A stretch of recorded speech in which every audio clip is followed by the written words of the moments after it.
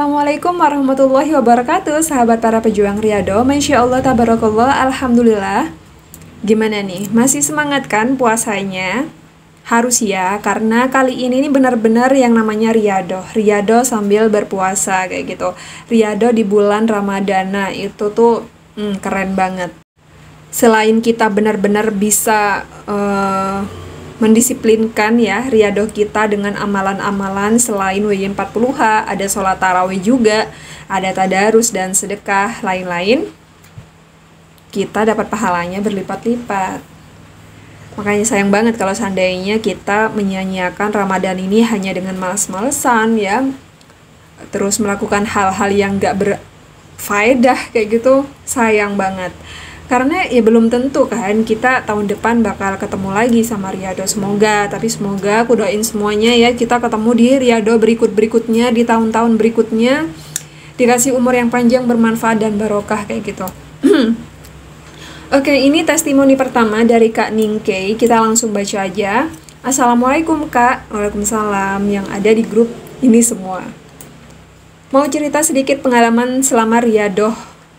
Saya awal lihat TikTok Kak Ovi itu bulan September, tapi belum ngamalin karena pikiranku selama bertahun-tahun segala sesuatu itu bisa terkabul hanya dengan bekerja. Segalanya bisa kita dapatkan jika memiliki uang. Namun, beberapa bulan ini saya merasa sangat terpuruk karena terjerat hutang yang banyak sekali. Hingga akhirnya bulan September kemarin saya kena COVID dan dikarantina mengikuti prosedur pabrik. Nggak tahu kenapa TikTok Kak Ovi selalu muncul di beranda saya, dan pada akhirnya saya tertarik, namun belum diamalin juga riyadhohnya. Hingga pertengahan bulan Oktober kemarin saya mencoba ngamalin Yasin Waqiah serta sholawat Syajaratul Nuqut. Namun saya cicil baca Syajaratul Nuqutnya hingga sebelum adanya subuh. Nggak apa-apa ya, karena memang batasnya sholawat pohon uang atau sholawat Syajaratul Nuqut itu dari selesai azan berkumandang Isya itu sampai terbit matahari kayak gitu, atau batas terakhir sholat subuh. Singkat cerita, dapat 2 minggu saya pulang dan pas hari itu anak saya yang pertama jatuh sakit. Dan di waktu yang lain suami saya ditawarin pekerjaan proyek. Saya sedih tapi juga bahagia karena selama ini mulai saya kerja di pabrik, suami saya nggak pernah bekerja. Namun di sisi lain anak saya nggak kunjung sembuh dari sakitnya. Hingga 1 bulan berlalu anak saya mulai membaik, namun suami yang ditawarkan pekerjaan belum ada kejelasan. Hingga hampir 2 bulan saya ngamalin riyadhah ini. Saya mulai istiqomah sholat 5 waktu dan tahajud, witir, hajat, duha, 12 rakaat, sodako, subuh, serta saya tambahin sholawat Jibril 5.000, kadang 10.000, pernah sekali 25.000. Masya Allah. Hingga pas ngamalin 2 bulan riyadhah malah anak saya sakit lagi, demam tinggi, dan saya pun dikarantina lagi. Karena di pabrik saya tiap bulan ada tes COVID. Saya kecewa, rasanya kenapa masalah selalu berganti hingga uang sepeser pun saya nggak pegang. Dan suami pun sakit juga di rumah, sementara saya ada di tempat karantina. Hingga saya dan suami cari hutangan riba lagi, rasanya saya ingin marah, tapi mau marah ke siapa? Akhirnya, saya lihat channel YouTube Kak Ovi dan Kak Amel. Semangat saya mulai naik lagi, saya mulai pasrah dengan hal apapun yang akan terjadi lagi selanjutnya. Singkat cerita Kak, pada akhirnya suami saya dipanggil juga kerja di proyek.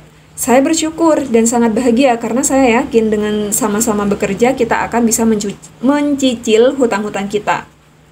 Namun pas berjalannya waktu, saya malah bertengkar hebat dengan suami hingga mengajukan gugatan cerai kepada pihak KUA.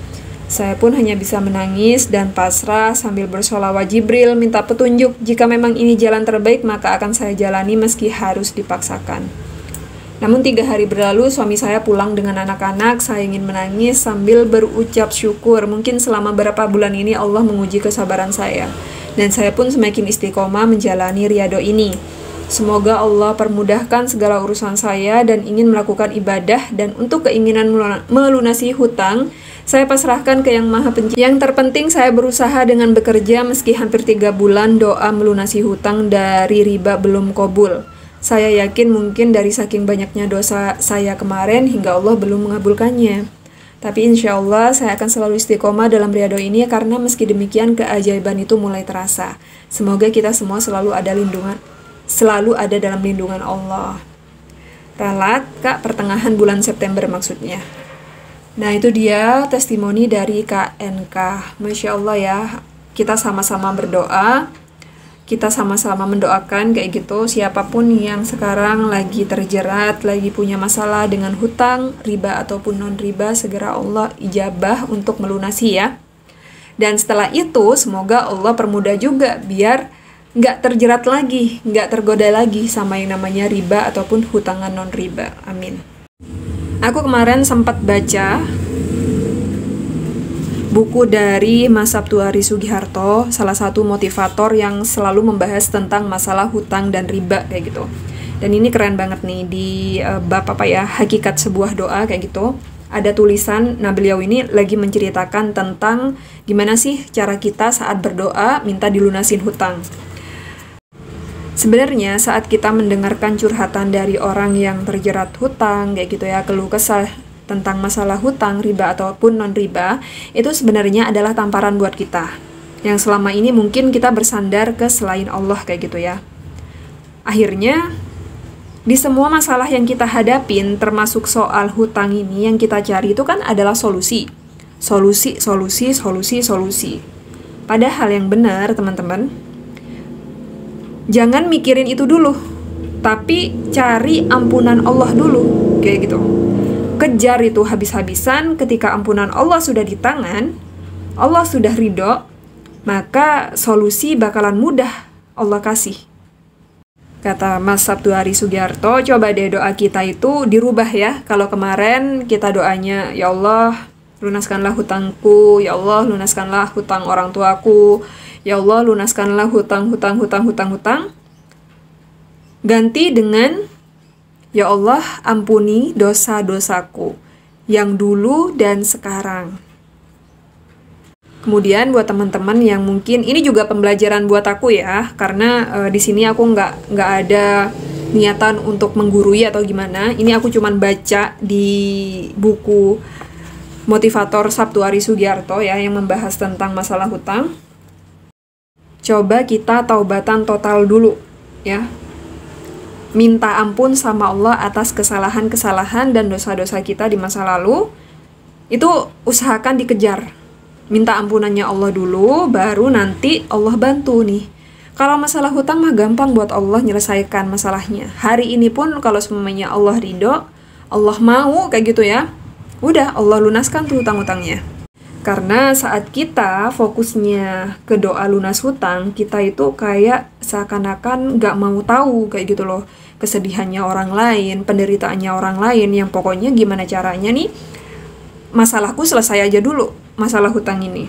Padahal di luar sana, masih banyak anak yatim, orang miskin, yang jelas-jelas Allah itu mau kita bantu ya. Allah mau kita itu nolongin mereka dulu, setelah itu baru Allah nolongin kita. Salah satunya dengan cara sedekah kayak gitu.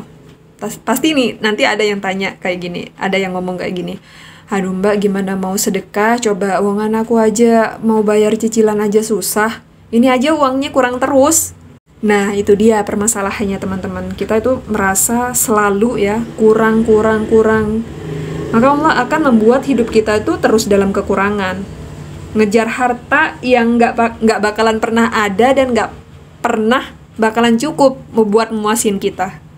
Padahal ya ketika saat kita bersedekah, niat lurus karena Allah, maka banyak doa-doa kita yang tertunda bisa menjadi terkabul. Lewat mulut anak-anak yatim, terus orang-orang duafa yang kita beri makan dan kita cukupkan nafkahnya.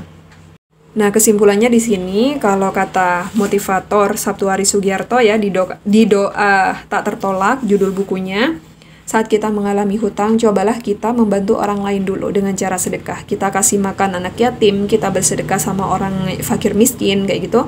Nanti ketika kita menolong orang lain, maka Allah akan tolong kita balik. Sebagaimana Allah Subhanahu wa Ta'ala sudah berfirman ya di Quran surat Al-Fajr 89 ayat 15, maka adapun manusia apabila Tuhan mengujinya lalu memuliakannya dan memberinya kesenangan, maka dia berkata, Tuhanku telah memuliakanku. Terus Quran surat Al-Fajr ayat 16, namun apabila Tuhan mengujinya lalu membatasi rezekinya, maka dia berkata, Tuhanku telah menghinaku. Sekali-kali tidak, bahkan kamu tidak memuliakan anak yatim dan kamu tidak saling mengajak memberi makan orang miskin. Sedangkan kamu memakan harta warisan dengan cara mencampur baurkan yang halal dan yang haram. Dan kamu mencintai harta dengan kecintaan yang berlebihan. Nah itu kata Allah teman-teman. Saat Allah ngasih rezekinya, kita bilang, Allah itu baik banget, kayak gitu ya. Allah itu pokoknya the best lah.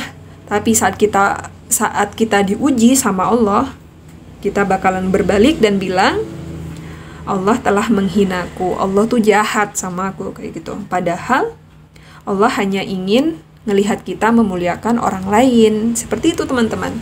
Nah dicoba ya, mungkin teman-teman yang sekarang lagi punya permasalahan yang sama tentang masalah hutang, coba diketolin lagi sedekahnya, siapa tahu itu tuh yang ditunggu sama Allah. Allah nunggu membereskan masalah kita, nunggu kita sedekah dulu. Nah setelah itu Allah bantu menyelesaikan permasalahan hutang-hutangnya. Nah cukup itu aja dulu video podcast kali ini, semoga bermanfaat. Dan jangan lupa like, comment, subscribe-nya agar aku makin semangat nih buat podcast dan video-video yang lainnya untuk menyemangati teman-teman. Kita jumpa lagi di video berikutnya. Wassalamualaikum warahmatullahi wabarakatuh. Bye-bye.